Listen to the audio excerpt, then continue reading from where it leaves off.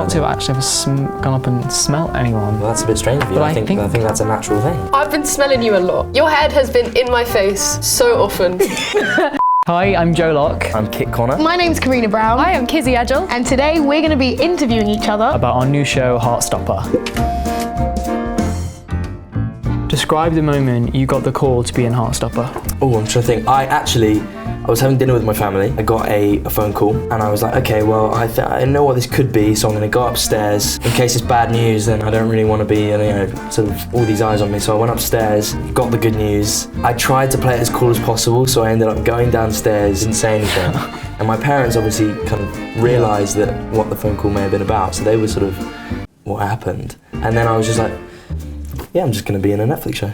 And then, I like to think that that's how it went. I feel like I probably didn't play it as cool as that. Yeah. You could probably hear it in my voice. But I was very, very excited. Aww. Yeah. I was in isolation, so I was on my own in my house, just me and my dog. And I got a phone call from my agent, and I was like, oh God, okay, this is it. Like, when I answer this phone call, it's either going to change my life or not. And I answered it, and he's like, you sat down? I was like, yeah, I am. And he got the job, and I just screamed. Came back from the chemistry read, was really overwhelmed, really tired, so I had a nap. Woke up about 3 hours later to a couple missed calls. I was like, I called them back. They were like, you got the pound. I was like, ah! And then my mum came home and I was like, ah! And it was really exciting. Where were you? I just got back to my flat at the time, and my agent called me, and I was on the stairs, and he was like, so you got the role? And I was like, ah! And my housemates were like, oh my God, what? And then immediately after, my agent was like, but you can't say anything. And I was like, nothing. I was like, I just stubbed my toe. And then went upstairs and celebrated. Poor Joe had to lie to all his classmates and be like, I'm just leaving school for a bit. Don't know why. I can't tell you why. Got some things to do. Bye. What was your first impression of me? And this is a big one. I thought you were very lovely, very kind, and almost too nice. I was like, I don't know if I'm going to be able to make fun of him. Get the bands going. But then that quickly faded, and the real Kit Connor came out. Yeah. Far less nice. My nice exterior sort of faded away, and then my harsh, mean interior. Very nice. Thank you so much, Joe. What was your first impression of me? I think we've said this before. My first impression of you was on a very sort of surface level. Was the hands, the shape of your hands. I don't know if maybe Joe wants to show his hands to the camera, but it's just, I don't know, he's got very thick thumbs, and I don't know why, but that's the first thing I sort of latched onto. The first thing Kit noticed about me was he picked up on my bad genes, so... Was the thick thumbs? Really, just offending my family. No, not at all. It was the thick thumbs, really, that just, not even a bad thing. I thought you were really nice and kind. And I was focusing on your thumbs, yeah, absolutely. But yeah, no, I immediately could tell that Joe's an incredibly intelligent person. He's very well spoken, he's very... Always right. Not sure about that, but he's very quick-witted, and obviously, he's not a bad guy as well in terms of, just being nice, so... Thank you, Kit. I thought you were really, really cool. I'm not gonna lie. When I think people are cool, I'm like, okay, I can't talk to them yet, because I've just got to, compose myself, can't be dumb, can't be like, oh. But yeah, I thought you were really cool, and then I was even more blown away when we did our chemistry. I was like, ah, you're sick. Yeah. I was so scared of you when I first met you. Really? I was scared of you and Yaz. No, I don't think it's only because it was you. I think I was just scared that it was someone that I might work with. Yeah. Then when I got to know you, I was like, oh, love this girl, easy. Yeah. Best you. Besties. So true, best. Okay, aside from your own character, who is your favourite Heartstopper character and why? Tori. Easy Tori. Love her. She's sarcastic, she's cold, she's sweet though, and she's got a whole universe around her, and I just love her, and I think she's so funny, and I think Jenny plays her so well. Oh, amazingly. I was going to say the same thing. I was going to say Tori as well, but I'll switch it up and go with Tao. Because I think Will is incredibly funny. He's the comic relief a lot of the time, and Will captures that amazingly, perfectly. And so yeah, he's my close second. I tend to say Darcy.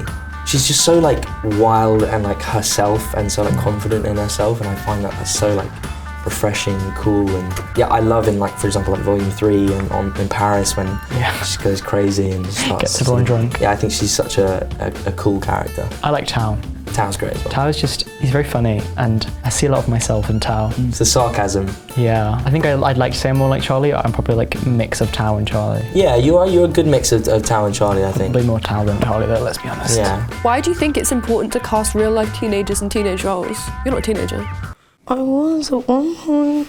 I think it makes it more authentic. I think as it gets to a point where you've seen many 30-year-olds playing 16-year-olds and you're like, I just don't believe this anymore.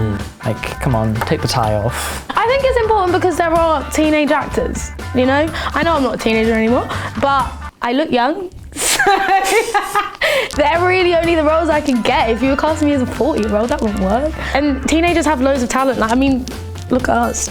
It's really good. I think that's why it's important. When you're watching a show that has, for example, like a 16-year-old character and they look 30 with like, you know, raging six-pack, and it can kind of give you an expectation of what it is to be a teenager. Yeah. And you maybe feel like maybe you're a bit sort of behind, or you feel like that's never going to be attainable, and it can kind of give you sort of slightly problematic mindsets about your own body or your own maturity. My favourite comment I've read. It's so great that they've cast some unconventionally attractive actors. Yeah, well, exactly, because the most backhanded compliment I've it ever was so received. lovely, Like, and that was as soon as we got like announced, everyone was like, thank God they didn't cast like, you know, conventionally attractive, because that would have been so awful. And we were going, thank you so much.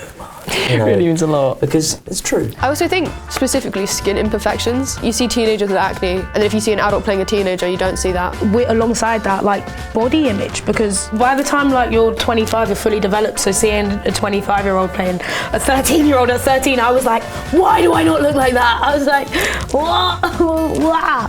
Who made you blah, blah, blah, blah? You probably, if it's who made you laugh most. Who made you laugh the most on set? Must have been you or Yaz. Yeah, Yaz is a character, so she made me laugh a lot as well. My dad loved Yaz when he came onto set. I loved your dad. He really loved you both. Kizzy's dad's amazing. Kizzy's dad, you're amazing. Thank you, Chris.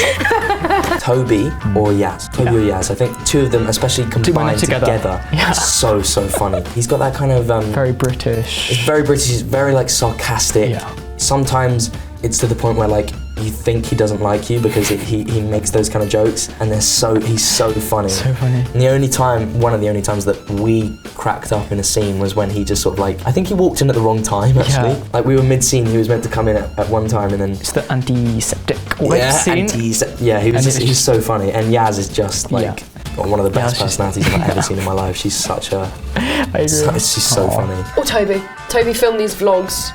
And he just caught us on camera when there was like a long waiting period. And we played this game called the Triangle Game. Oh, Triangle Game. And it basically goes, no, that's there's a triangle between me, Corinna, and the plant. Whose triangle is it? And it's sort of a rule. Is it the plant? No, it's mine. I'm really bad at this game. Right, next question. Do you have any funny stories from your time on set between takes? I honestly was about to say that day with Toby and the antiseptic white scene. That was the that only day was me one and of the Kit got funniest. told off on set. Yeah. Because it was like 10 minutes before the end of day, and it was like the last shot of the day. We had to get it done. We had to get it done, and Toby kept coming in, and we just kept laughing. Yeah. And Eros, the director, who is the most sweet and lovely man, was like, "Guys, you've had your scene. Come on now." Yeah. And we were like, oh, "Sorry." Kizzy spilled a coffee all over my costume on the first day. I've spoken about this a lot, but it was the best icebreaker. I felt so comfortable immediately after, and yeah, just made for a great 2 months of filming. I wish the cameras had just turned onto me and seen me dripping. She's just like...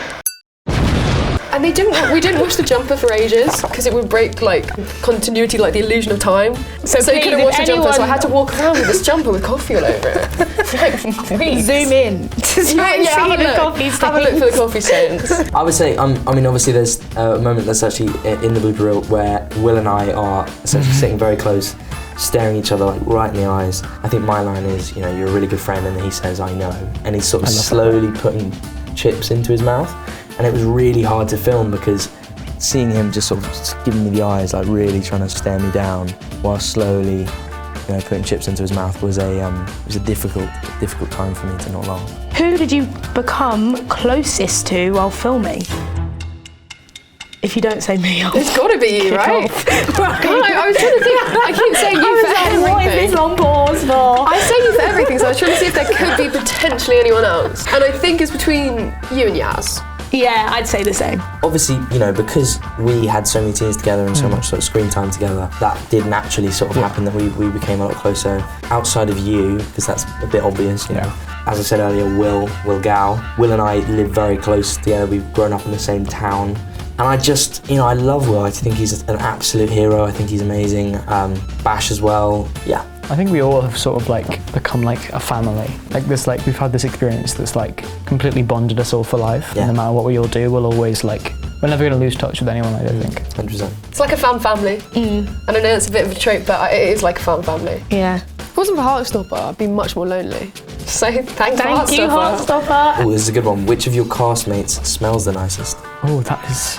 I think You know, I I have can't I've say. got two possibilities. Can't I say think. I've actually ever gone up and smelt anyone. Well, that's a bit strange of you. But I think that's a natural thing. Right? Yaz has this spray she uses, and it's the mint spray from Lush. Oh, it's one of the nicest smells ever. And she made me buy it, and then it got taken off me at airport security. I've been smelling you a lot. Your head has been in my face so often on set. Sorry. And I got coconut oil over my face, but Smell good? it smelled like coconut. I don't know if that's like, I quite like So that's coconut. good? It's good. Yeah, it smells good. I think it was a bit stinky on set.